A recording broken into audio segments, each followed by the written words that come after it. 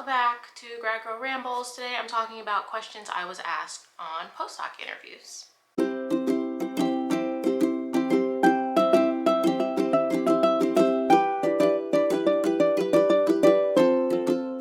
So when I was thinking about what to share in this video, I think no. When I was thinking about what to share in this video, I was kind of thinking about like, okay, what was I asked during internship interviews and how does that differ from fellowship? And I think generally the questions are kind of similar, but the purpose of the questions are a little bit different. So when I applied for internship, a lot of the questions I was asked were like, what have you done up until now? What kind of training experiences will like make you a good fit for internship? Like, what are you hoping to get before, you've got your degree and you're kind of on your way? So they were very much like internship focused. And for postdoc, it was a little similar, but it was way more future focused. So like one of the ones that I got was, how has your training thus far prepared you for a career in clinical child psychology?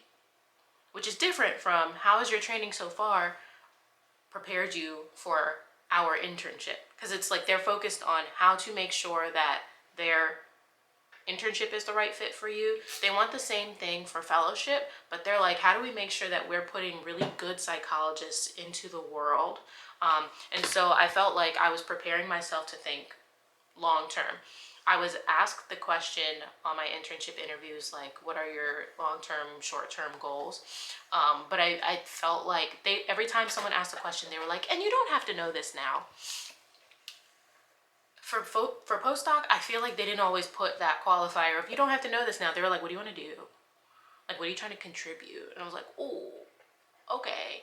I was ready for those questions, but it's very much like, all right, this is game time. What are you trying to do with your life? And so that was something that I needed to think about. The other thing was that because internship is like, for some people, it's their last clinical kind of formal training, because a lot of people don't end up doing postdocs, especially if they want to go into academia. Like some people don't do postdocs because they just want to go into academia and do research. But for internship, since we all have to do it, there were a lot of questions of like, okay, what gaps in your training are you still trying to fill before you graduate? And for postdoc, I felt like it was more of, where are you hoping to specialize rather for your long-term goals? So as I've said before, my fellowship will be in early childhood because early childhood is the area that I really want to specialize. And so all of the questions that I was asked were really about like, why early childhood and like, what do I hope to do with that in the future? Fit is also important for internship.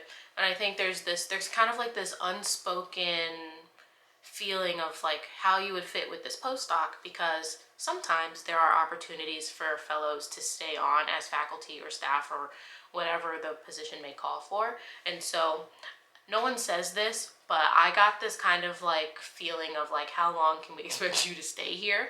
They never asked it because I don't think they can, but I felt it a little bit. And everywhere I applied, I interviewed everywhere that I applied, but for all of them, I only applied there because I was willing to stay longer than however long the fellowship was. So there was kind of like this undercurrent of like, oh, do you see yourself doing the kind of work that we do in this fellowship more long-term? Or, how do you see yourself in 5 years after fellowship? Like, they're not asking, you trying to stay? But I heard, you trying to stay? So that's something to think about. And I think it's something to think about not just in getting a position, but also for yourself. Like in these roles, we move around so much. You move for your program. You maybe move several times within your program just because you want to live somewhere different, but you have to travel a lot for practicum. For me, my first 2 years of practicum, I only had to drive 10 to 15 minutes to my site. My last 2 years in my program, I drove an hour each way for practicum, and I am no longer willing to do that. So when I was looking in fellowship position, well, even in internship, I was like, I want to move somewhere where I can only live, 10, 15 minutes away from my internship, which is what I'm doing now. And then for fellowship, I don't want to travel a lot. My car has gotten so much mileage that it does not need from having to drive. And I'm really interested in being able to stay somewhere, at least for a few years. Like, I don't necessarily know, for Brown specifically, I don't know how I'm going to feel about the area when I move there or about the position itself. I'm excited about it now. And so when I applied, I knew that I would be willing to stay if there were opportunities, and it was like the right fit for me, because I'm just tired of bouncing all over the place. I was also asked a lot about how I prioritize myself and self-care with my work, which I was asked in some internship sites, but I was really asked that during fellowship. I think there's this understanding and maybe a shift in trying to create work-life balance for fellowships and for fellows and trainees and even faculty. Like, we have to do better in really taking care of ourselves, and so kind of gauging how well you're able to do that. I think it is hard to answer that question sometimes coming right out of grad school, because a lot of people don't have balance.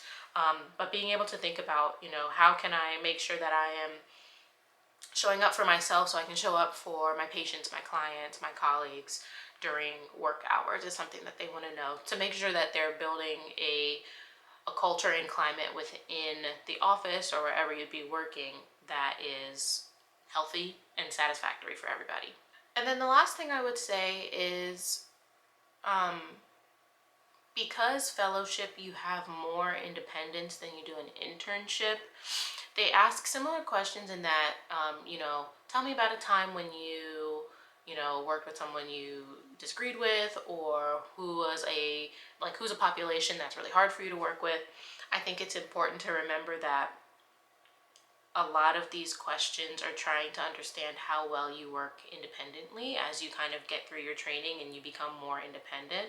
So a lot of the things that I was responding to had to deal with how well I, as an intern currently right now, am dealing with some of these harder situations that come up, like ethical dilemmas and things like that. I feel like when I was applying for internship, it was like, well, my supervisor did this and I was able to observe and I had this one little thing. But they're really looking to see how well you are able to problem solve on your own with some supervision, but not leaning so much. So being able to speak to your competence as kind of like a growing, budding psychologist who will eventually be independent, after fellowship, they want to know that their training will be able to give you those last few steps that you need to really be able to practice independently. So those are the things that I think were really helpful for me to have known before I went through my interviews. I think I did well answering those questions. But it's really, big picture, is more future focused. It's not just like, what are you hoping to get out of your fellowship year? Like, yes, but how is this fellowship year going to set you off into a flourishing career in psychology? So that is all I will say on that. Yeah, I hope it's helpful. I think I was rambling, as the channel name says, but that's fine. I'll chat with y'all later. Bye.